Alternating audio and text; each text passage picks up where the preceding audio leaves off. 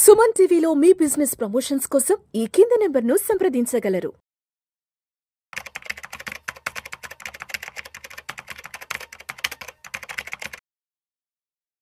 Sir ఈద రామకృష్ణ గారు నమస్తే sir. నమస్తే అండి విష్ణు గారు. Sir welcome to Vishnu talks. So ఈద రామకృష్ణ గారు మార్చి 1వ తారీఖున సెబీ నూతన చైర్మన్గా తుహిన్ కాంత్ పాండే ఛార్జ్ తీసుకోవడం జరిగింది. అండ్ ఇదే సందర్భంలో సెబీ వైపు నుంచి రకరకాల కొత్త డెవలప్మెంట్స్ అంతా కూడా తెర మీదకి రావడం జరిగింది. సో అటు ఇన్వెస్టర్స్కి సంబంధించి ఇటు ట్రేడర్స్కి సంబంధించి కూడా కొత్త డెవలప్మెంట్స్ తప్పకుండా తెలుసుకోవాలంటే కూడా మనకు రకాల వార్తలు వస్తున్నాయి. కాబట్టి ఎటువంటి కొత్త డెవలప్మెంట్స్ని మనం ఫర్దర్గా చూడబోతున్నాం అంటారు సెబీ వైపు నుంచి? సెబీ రకరకాల అంశాలను టచ్ చేస్తూ ఉందండి. అంటే ప్రపోజల్స్ కొన్ని జరుగుతున్నాయి, కొన్ని పైప్ లైన్లో ఉన్నాయి, కొన్ని రాబోయే రోజుల్లో అనౌన్స్మెంట్స్ కూడా వచ్చే అవకాశం ఉంది. ముందుగా చెప్పుకుంటే ఆల్టర్నేటివ్ ఇన్వెస్ట్మెంట్ ఫండ్స్లో డైరెక్టర్స్ అపాయింట్మెంట్స్ గురించి కొన్ని, అంటే ఇదివరకు గతంలో ఉన్న స్ట్రిక్ట్ రూల్స్ కాకుండా కొంత ఈజ్ తీసుకొచ్చే అవకాశం ఉంది. అట్లాగే ఒక్కొక్క రంగం గురించి ఇప్పుడు ఎస్ఎంఈ రంగంలో అంటే స్మాల్ మీడియం ఎంటర్ప్రైజెస్కి ఒక విండో ఉంది ఎన్ఎస్సిబిఎస్సిలో. ఆ విండో ద్వారా చాలా ఐపీఓస్ వస్తాయి. ఐపీఓస్ రావటం ద్వారా చాలామంది అంటే ఇన్వెస్టర్స్ కంటే ప్రమోటర్స్ బాగా బెనిఫిట్ అయ్యారు. ప్రమోటర్స్ చాలా హై రేట్స్లో అమ్మేయటం, ఈవెన్ లాస్ మేకింగ్ కంపెనీస్ కూడా ఎస్ఎంఈ సెగ్మెంట్లో లిస్ట్ చేయడం, వాళ్ళు డబ్బులు చేసుకొని పారిపోవడం, అంటే కొన్ని పారిపోవడం కాకపోయినా స్కామ్స్ లాంటివి చాలా చేస్తున్నారు. సో వాటిని అరికట్టడానికి కొత్త రూల్స్ని తీసుకురాబోతుందండి. వాటిలో ముఖ్యంగా ప్రాఫిటబిలిటీ ఉంటేనే ఎస్ఎంఈకి రావాలని ఒక కొత్త రూల్ పెడుతుంది. అంటే లాస్ మేకింగ్ కంపెనీస్ ఎస్ఎంఈస్లో భవిష్యత్తులో అలో చేసే అవకాశం లేదు. అట్లాగే ఒక 20% క్యాప్ పెట్టబోతుంది. ఆఫర్ ఫర్ సేల్ అని అంటాం. అంటే అంటే ప్రమోటర్స్ వాళ్ళ షేర్స్ని 20% మించి అమ్మకూడదు. అంటే 20% మించి క్యాష్ చేసుకోవడానికి వీలు లేదు. గతంలో వాళ్ళు ఎంతైనా 50% ఉంచుకొని 50% ఆఫర్ ఫర్ సేల్ పెట్టేసి ఆ డబ్బులన్నీ తీసుకొని బయట వేరే అవసరాలకు వాడుకునే అవకాశం ఉంది. అలాంటివి జరగకుండా భవిష్యత్తులో కేవలం ఒక 20% మాత్రమే ఆఫర్ సేల్ రూల్స్ని తీసుకురావాలనుకుంటున్నారు. తర్వాత అలాగే కంపెనీస్ రైట్స్ ఇష్యూస్ ఇస్తాయి. రైట్స్ అంటే ఎవరైతే షేర్ హోల్డర్స్ ఉంటారో వాళ్ళకు మాత్రమే హక్కు ఉంటుంది దాంట్లో పార్టిసిపేట్ చేయడానికి, ఆ షేర్స్ పొందడానికి, కొత్తగా వచ్చే షేర్స్ పొందడానికి. అది అకేషనల్గా కొన్ని కంపెనీస్ రైట్స్ అనౌన్స్మెంట్స్ చేస్తాయి. ఆ రైట్స్లో పార్టిసిపేట్ చేస్తే ఆ షేర్ హోల్డర్స్కి కొత్త షేర్స్ యాడ్ అవుతాయి. బయట వాళ్ళు ఎంటర్ అవ్వడానికి వీలవదు. కేవలం షేర్ హోల్డర్స్ ఎవరైతే ఉంటారో కంపెనీలో వాళ్ళకి అవకాశం ఉంటుంది. ఆ ప్రాసెస్ కొంచెం ఎక్కువ టైం తీసుకునేది. ప్రస్తుతం 35 రోజుల నుంచి 40 రోజుల దాకా పట్టే సమయం ఉంది. దాన్ని అంత టైం కాకుండా కేవలం 23 రోజులకే కుదించాలని అనుకుంటుంది సెబీ. ఆ ప్రాసెస్ అంతా కూడా అంటే రైట్స్ అనౌన్స్ చేసిన తర్వాత నుంచి వాళ్ళ షేర్స్ వాళ్ళ డిమాట్ అకౌంట్లోకి వెళ్ళే టైం ప్రాసెస్ని తగ్గిద్దామని అనుకోవటం కూడా మనం చూస్తున్నాం. అట్లాగే రీసెర్చ్ అనలిస్టులు ఫీజు కలెక్షన్ అనేది ఒక అంశం ఉంది. అదేంటంటే ఎవ్రీ 3 monthsకి ఫీజు కలెక్ట్ చేయాలి క్లయింట్ దగ్గర. అది ఆ రూల్ వల్ల చాలామంది రీసెర్చ్ అనలిస్టులు వాళ్ళ లైసెన్స్ని వెనక్కి సరెండర్ చేస్తున్నారు. ఎందుకంటే క్లయింట్స్ దగ్గర ప్రతి 3 నెలలకి ఫీజు కలెక్షన్ అంటే వాళ్ళకి ఎక్కువ మందిని ఎంప్లాయీస్ని పెట్టుకొని దానికి ఒక రెగ్యులర్గా ఫాలో అప్స్ చేసి ఫీజు కలెక్షన్కే ఎక్కువ ఎనర్జీ స్పెండ్ అవుతుందని చెప్పి అది ఇష్టం లేక చాలామంది వెనక్కి వెళ్తున్నారు. వాళ్ళని ఆపటానికి లేదా వాళ్ళని ఎంకరేజ్ చేయడానికి ఆ ఫీజ్ కలెక్షన్ ప్రాసెస్ అనేది 1 year పాటు తీసుకోవచ్చు అని కొత్త రూల్ తీసుకురావడానికి సెబీ ముందుకు వచ్చిందండి. సో ఇలాంటివన్నీ కూడా మనకి జరుగుతూ ఉన్నాయి మార్కెట్లో. ఇవన్నీ కాకుండా ఇంకా కొత్తగా షార్ట్ సెల్లింగ్ చేయొచ్చు ఏ షేర్లైనా కానీ. ప్రస్తుతం మనం షార్ట్ సెల్లింగ్ అంటే మన దగ్గర షేర్లు లేకుండానే షేర్లు అమ్మటం.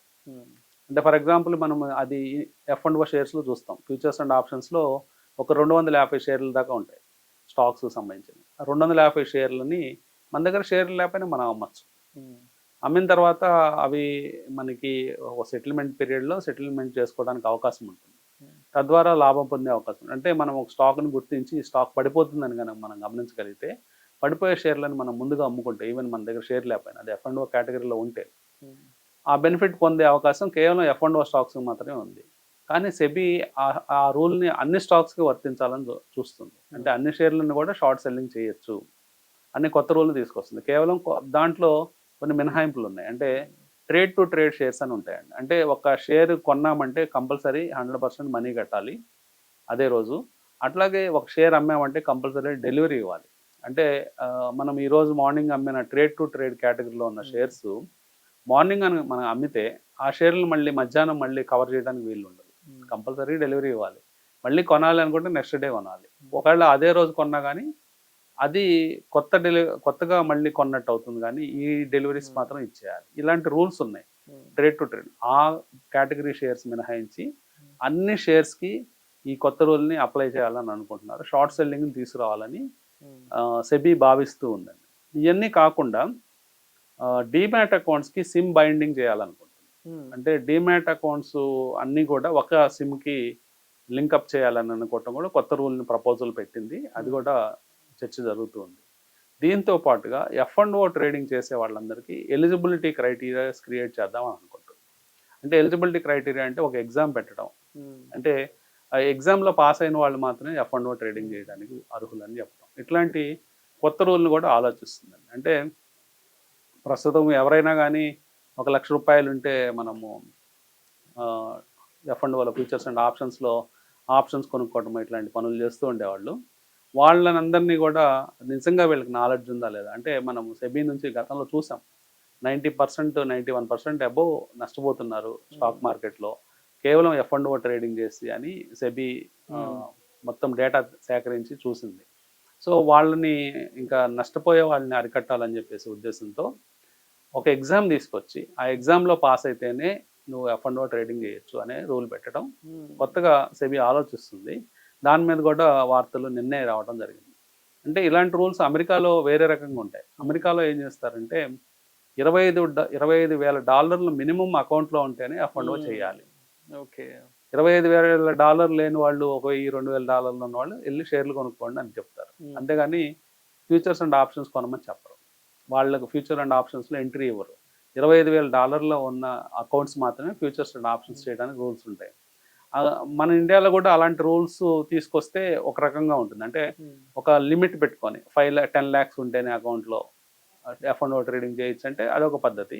కానీ అలా కాకుండా ఒక ఎగ్జామ్ కండక్ట్ చేయాలంటే అది మార్కెట్ మీద సీరియస్గానే ఇంపాక్ట్ అయ్యే అవకాశం ఉంది.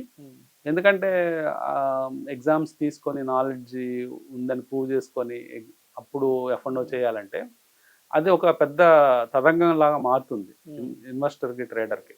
అది చాలామంది వదిలేయచ్చు, అంటే ట్రేడింగ్ వదిలేయచ్చు తద్వారా. సో ఇవన్నీ కూడా సెబీ ఆలోచిస్తుంది. త్వరలోనే కొన్ని ప్రపోజల్స్ ఫాస్ట్గానే వచ్చే అవకాశం ఉంది.